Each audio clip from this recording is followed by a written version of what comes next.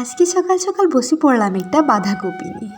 তাহলে বুঝতেই পারছো আজ কিন্তু আমাদের রান্নার মেনুতে বাঁধাকপির একটা আইটেম থাকছে। তো বন্ধুরা, তোমাদের সকলকে সঙ্গে নিয়ে আজকের ব্লগটা আমি শুরু করছি। ত্রিপুরার একটি ছোট্ট গ্রাম থেকে আমি রিমা আমার ব্লগে তোমাদের সকলকে জানাই স্বাগতম। তোমরা সবাই কেমন আছো? আশা রাখছি অনেকটা ভালো আছো। তোমাদের আশীর্বাদে আমি অনেকটা ভালো আছি। তো চলো বন্ধুরা, সারাটা দিন আমার সঙ্গে থেকে আজকের ব্লগটা কন্টিনিউ দেখতে থাকো। আশা রাখছি আজকের ব্লগটা তোমাদের ভালো লাগবে। তো যদি একটু ভালো লেগে থাকে তাহলে অবশ্যই একটা লাইক করে দিও। আর যারা আমার চ্যানেলে নতুন বন্ধু আছো, প্লিজ আমার চ্যানেলটাকে সাবস্ক্রাইব করে আমার পাশে থেকো।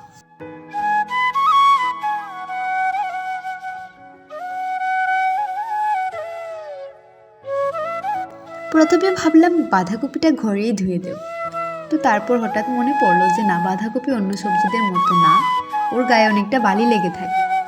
তাই বন্ধুরা এখানে নিয়ে আসলাম ভালো করে ধোয়ার জন্য।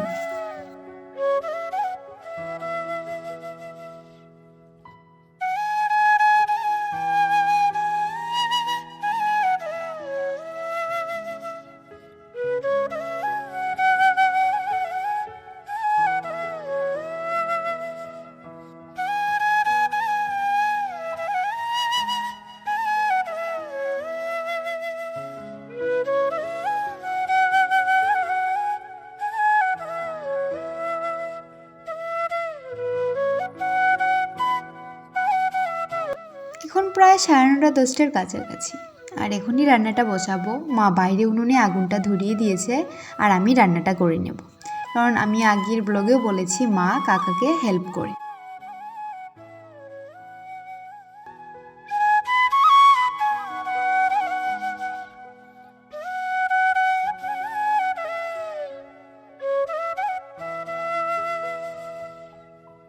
মা উনুনে আগুন ধরিয়ে ডালটা সেদ্ধ হতে বসিয়ে দিয়েছিল। তো ডালটা সেদ্ধ হয়ে গেছে আর আমি তারপর পুরন দিয়ে নামিয়ে ঘরে রেখে আসলাম।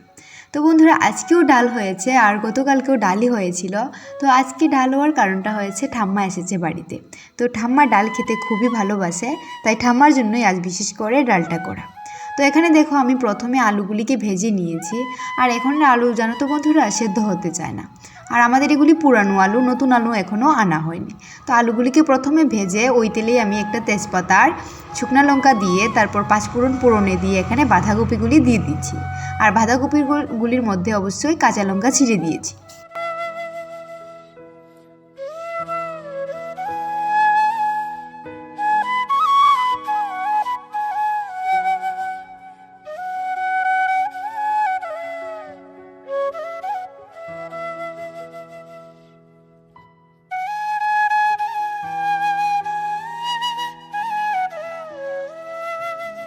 আমার বাঁধাকপির তরকারিটা হয়ে গেছে বন্ধুরা। তো মাকে বললাম অল্প করে চাল ঝেড়ে দিতে। তো 2 কৌটা চাল নিয়েছে, বেশি চাল আমাদের লাগে না। তো যেহেতু আমি চাল ঝাড়তে পারি না, তাই মাকে বলেছিলাম চাল ঝেড়ে দিতে।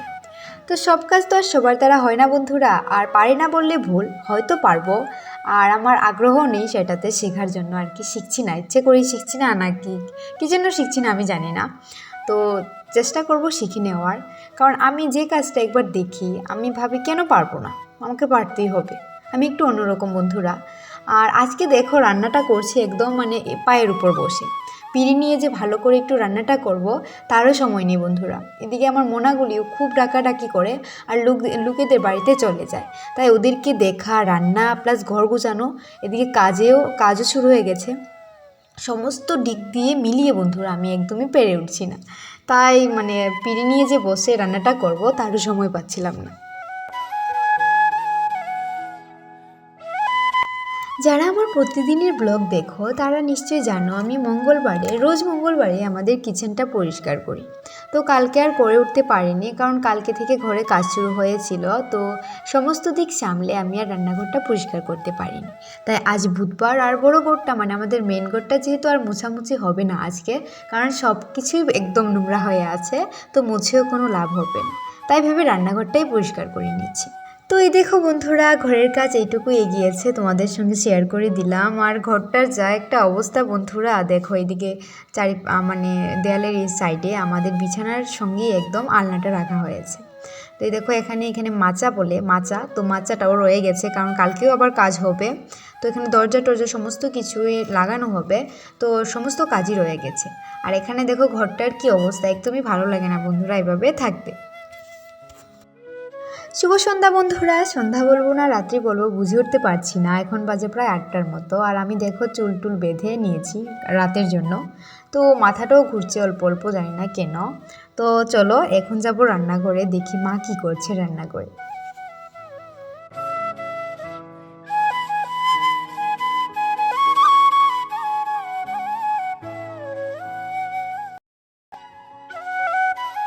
সকালে যেহেতু বাঁধাকপির তরকারি হয়েছে, তো বাঁধাকপির তরকারির সঙ্গে রুটি কিন্তু খুবই ভালো লাগে।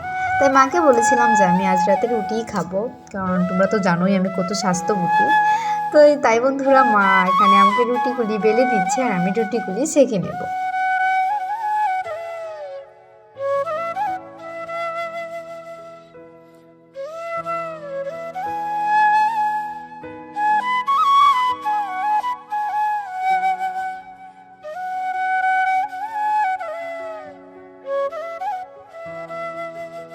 এখন বাজে প্রায় রাত 8টা 15 থেকে 20। তো এখনই আমি রাতের খাবারটা নিয়ে বসলাম, শুকনো কলাই রুটি আর বাঁধাকপির তরকারি। তো এখন রাতের খাবারটা খেয়ে নিচ্ছি বন্ধুরা। আর চলো তোমাদের সামনে থেকে আজকের মতো এখানেই বিদায় নিচ্ছি। তো দেখা হচ্ছে নতুন আরেকটি ব্লগের সঙ্গে, ততক্ষণ ভালো থেকো, সুস্থ থেকো, টাটা।